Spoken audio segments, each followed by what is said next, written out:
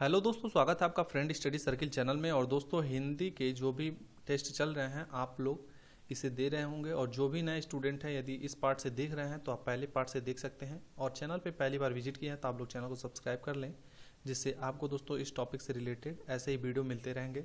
और दोस्तों, बहुत ही कम समय में आप लोग लगभग 50 क्वेश्चन के आसपास में बेस्ट रिवीजन कर सकते हैं। ये भी जो क्वेश्चन उठाए गए हैं ये बार बार रिपीटेड क्वेश्चन है, हमेशा एग्जाम में आने की संभावना होती है।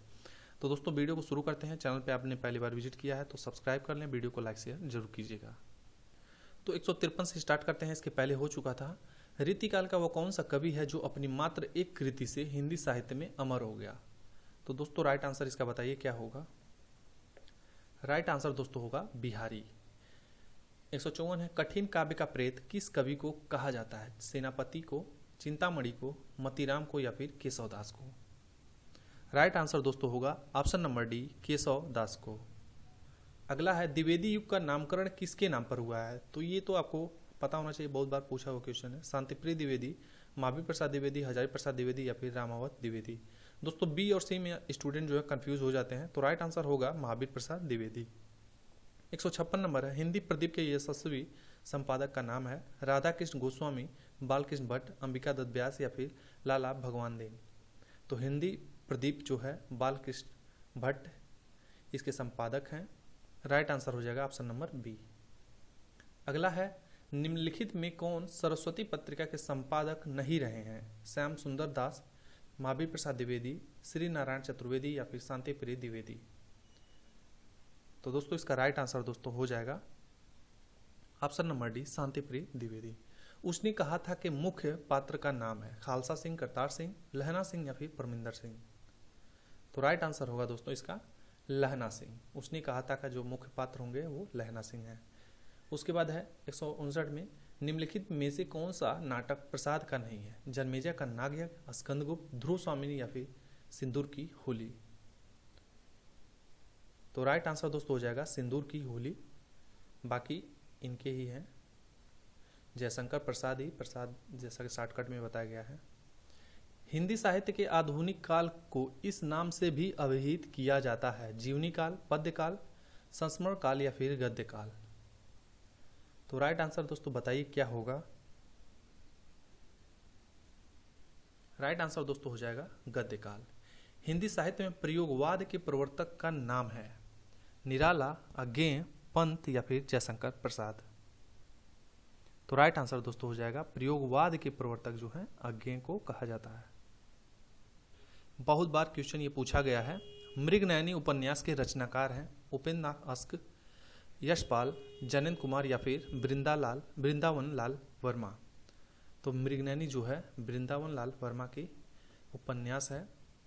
अगला है, जायसी किस धारा के कवि हैं। ज्ञान मार्गी काव्यधारा, प्रेमाख्यानक काव्यधारा, नाथपंथी काव्यधारा या फिर रासक काव्यधारा। तो राइट आंसर दोस्तों इसका होगा ऑप्शन नंबर बी, प्रेमाख्यानक काव्यधारा। निम्नलिखित में से कौन सी पुस्तक प्रेमचंद द्वारा लिखित नहीं है। पूरा क्वेश्चन पढ़ना चाहिए एग्जाम हॉल में, क्योंकि इस पे स्टूडेंट देखते नहीं हैं और उसके बाद ऑप्शन में लगते हैं करने, उसके बाद गलत करके चले आते हैं।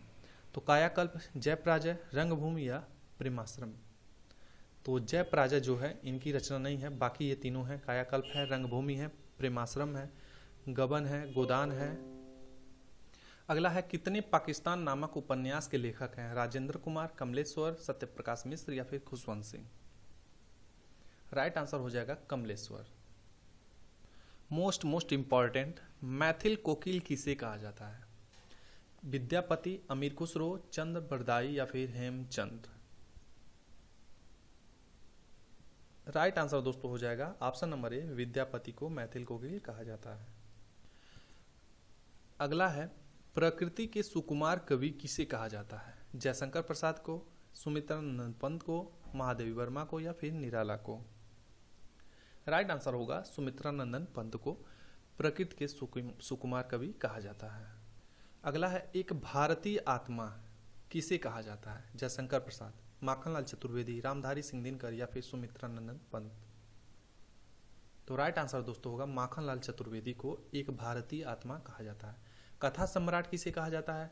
प्रेमचंद, जैनेन्द्र कुमार, अज्ञेय या फिर फणीश्वर नाथ रेणु। तो राइट आंसर प्रेमचंद को कथा सम्राट कहा जाता है।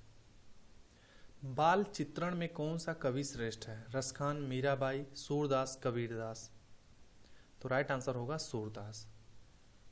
उसके बाद अगला है निम्नांकित प्रश्न में दी गई रचना के रचनाकार के सही विकल्प का चयन कीजिए। उर्वशी, तो आसानी से आप कर सकते हैं, ज़्यादा सोचने वाली बात नहीं है। ऑप्शन बताइए क्या होगा। राइट आंसर दोस्तों रामधारी सिंह दिनकर का है। इसके पहले भी मैंने बता दिया है, इसके पहले वाले पार्ट में। सही विकल्प का चुनकर निम्नलिखित वाक्य के रिक्त स्थान की पूर्ति कीजिए। सिंहासन खाली करो की डैश आती है। ऑप्शन है देवता, लोक, असुर या फिर जनता। तो राइट आंसर दोस्तों हो जाएगा जनता। अगला है गोरी सोवे सेज पर मुख पर डारे केस, चल खुसरो घर आपने रैन भाई चाहूं देश। अमीर खुसरो द्वारा उपयुक्त पंक्तियां किसके देहावसान पर कही गई?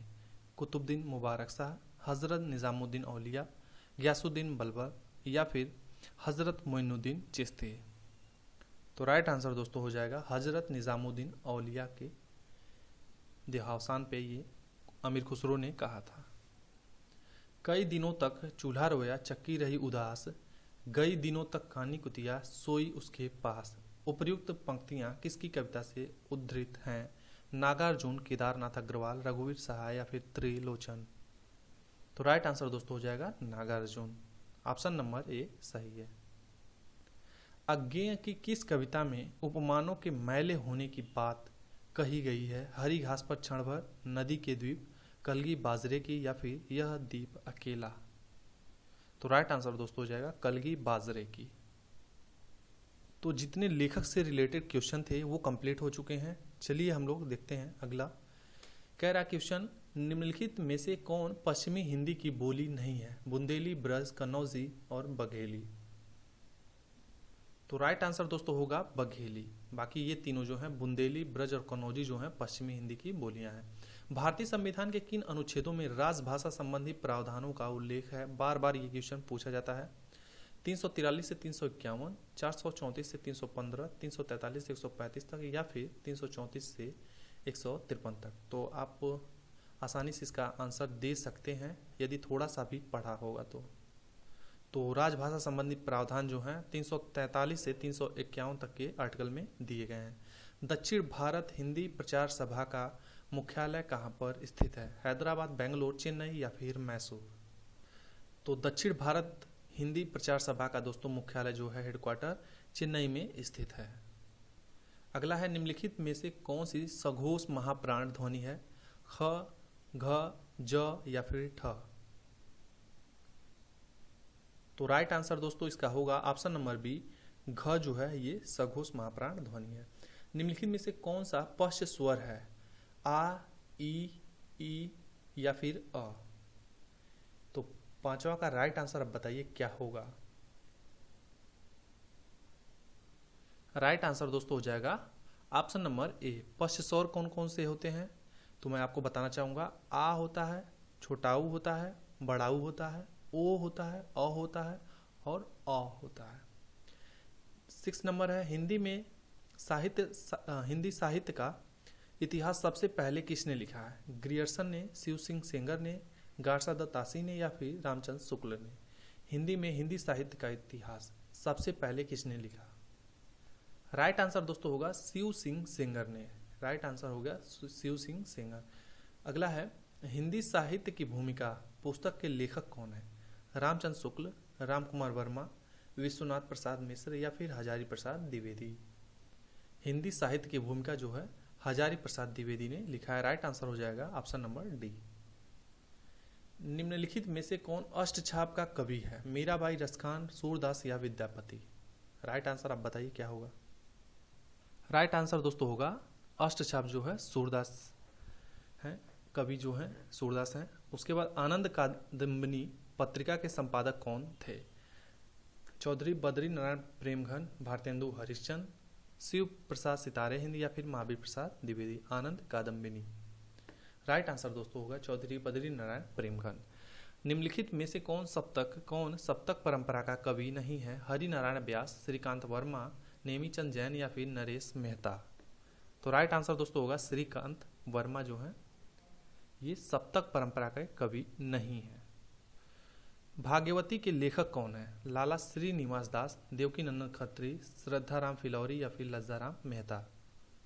राइट आंसर दोस्तों होगा श्रद्धाराम फिलौरी जो है भाग्यवती के लेखक हैं। अंधा युग किसकी रचना है? नरेश मेहता, मोहन राकेश, दुष्यंत कुमार या फिर धर्मवीर भारती। तो बहुत ही फेमस ये रचना है, आपको पता होना चाहिए। राइट आंसर होगा धर्मवीर भारती। कूटज के लेखक कौन है? हजारी प्रसाद द्विवेदी, रामचंद्र शुक्ल, कुबेरनाथ राय या फिर विद्यानिवास मिश्र। तो राइट आंसर दोस्तों इसका होगा हजारी प्रसाद द्विवेदी जो है कूटज के लेखक हैं। अगला है निम्नलिखित में से कौन रचना अमरकांत की है? अमृतसर आ गया, जिंदगी और जोंक, टूटना परिंदे। तो जो जिंदगी और जोंक है वो अमरकांत की रचना है। ऑप्शन नंबर बी इसका सही है। पहल का संपादक कौन है? राजेंद्र यादव, रविंद्र कालिया, ज्ञान रंजन, विश्वनाथ तिवारी। तो राइट आंसर दोस्तों होगा ज्ञान रंजन। पहल के जो संपादक हैं वो ज्ञान रंजन है। तो दोस्तों आज की वीडियो यहीं पे समाप्त होती है। फिर मिलते हैं प्रश्न उत्तर के साथ, इसी तरह ऑब्जेक्टिव टाइप के होंगे। वीडियो को आप लोग लाइक शेयर जरूर कीजिएगा। और दोस्तों रिवीजन के तौर पे इसे आप देख सकते हैं, कम समय में आपका बेस्ट रिवीजन हो जाएगा।